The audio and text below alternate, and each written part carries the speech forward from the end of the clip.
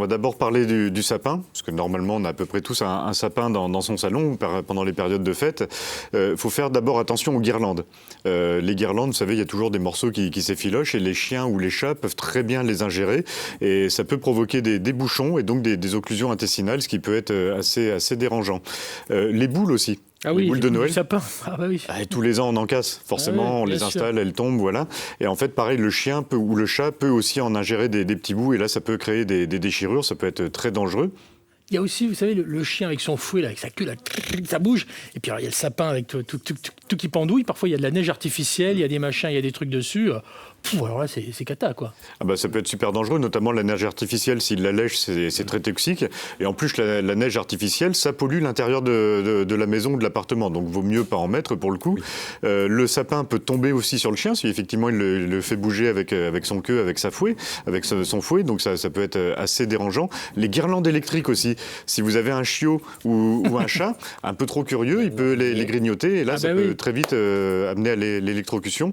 Donc, non, il faut faire très attention à tout ça, et les épines de sapin aussi, en les ingérant, ça peut être toxique évidemment, mais ça peut aussi se loger sous les coussinets, et là ça peut faire mal aussi. Ça sent le vécu, rien qu'à voir la tête de Jean-Jacques Levetto, forcément.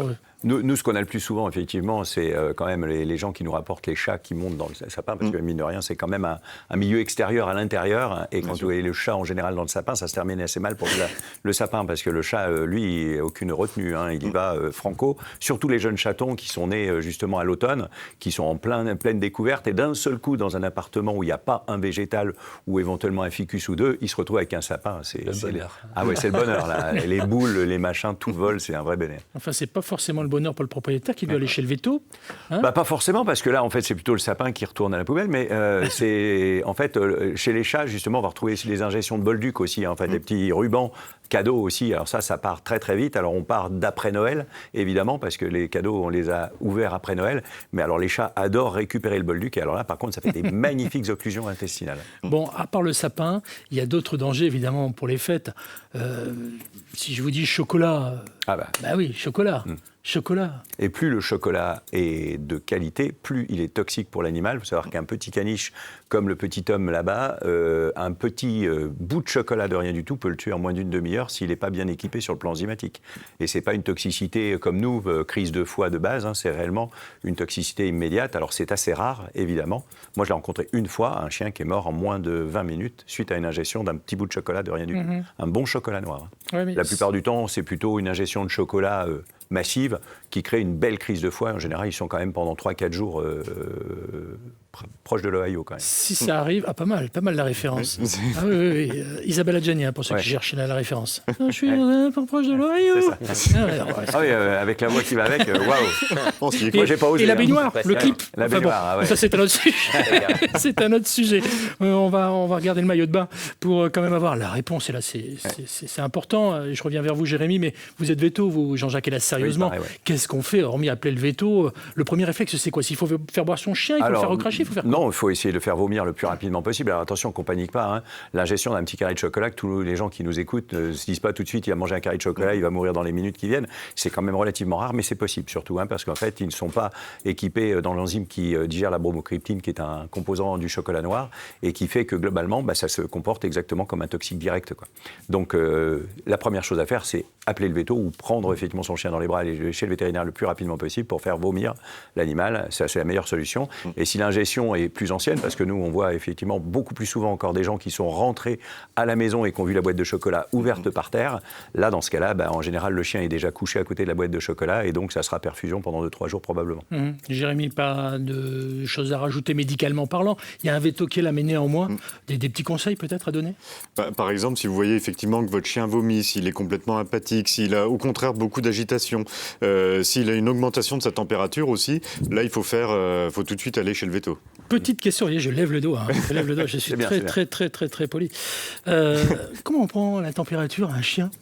Il y a deux possibilités. Il y a une possibilité moderne aujourd'hui, c'est qu'on a des thermochips, c'est-à-dire en fait la puce électronique d'identification.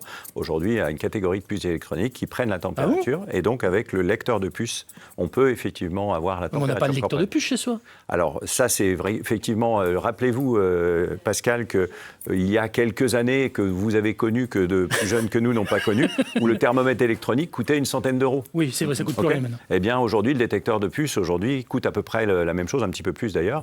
Et on est dans une nouvelle génération très sélective et un petit peu plus bas de gamme, où on commence à descendre dans les 50-60 euros. Et probablement que dans les quelques années qui viennent, on aura des lecteurs de puces d'une dizaine d'euros qui seront donc aptes à lire. Sinon, c'est température rectale. Il y a même des applications sur le téléphone qui permettent de lire la puce. J'en ai téléchargé une et ça fonctionne. Oui, tout à fait. Parfait. On parlait d'Internet tout à l'heure. Ça peut nous sauver très bien. Bon, le chocolat, ok, on a compris. Maintenant, moi, j'ai entendu dire des choses sur les oignons, sur les pommes de terre, tout ça, parce qu'on mange plein d'autres choses, forcément, pour les fêtes de fin d'année. On parle des agapes de fêtes de fin d'année. C'est pantagruélique. Et il faut bien partir du principe que ce qui est bon pour nous ne l'est pas forcément pour notre animal. Les oignons, par exemple, si votre chien ingère entre 150 et 300 grammes d'oignons, si c'est un chien d'une dizaine de kilos, ça peut lui provoquer pas mal de problèmes pour le coup. Les pommes de terre crues et les épluchures de pommes de terre sont à bannir pour le coup. Pareil au niveau des décorations de table, vous savez, on fait souvent des chemins de table avec des petites plantes, ça peut être des étoiles de Noël, ça peut être de l'if avec ces petites boules rouges. C'est ça. Là, ça peut être vraiment fatal tout de suite. Donc dès qu'il y a le moindre problème, dès que vous voyez que le chien réagit pas bien, directement chez le vétérinaire, même si c'est le 24 décembre. Très bien. Et une petite précision, puisqu'on parle des oignons, on peut parler de l'ail. Pour ceux qui ont le fantasme de vermifuger leur chien ou leur chat à l'ail, il faut savoir que l'ail est plus toxique pour l'animal que pour les vers qui sont censés être éliminés par cet ail. Très bien. Bon, avoir un animal, c'est surtout savoir le protéger. Et à Noël, il suffit de quelques précautions, on va dire, pour que la fête soit belle.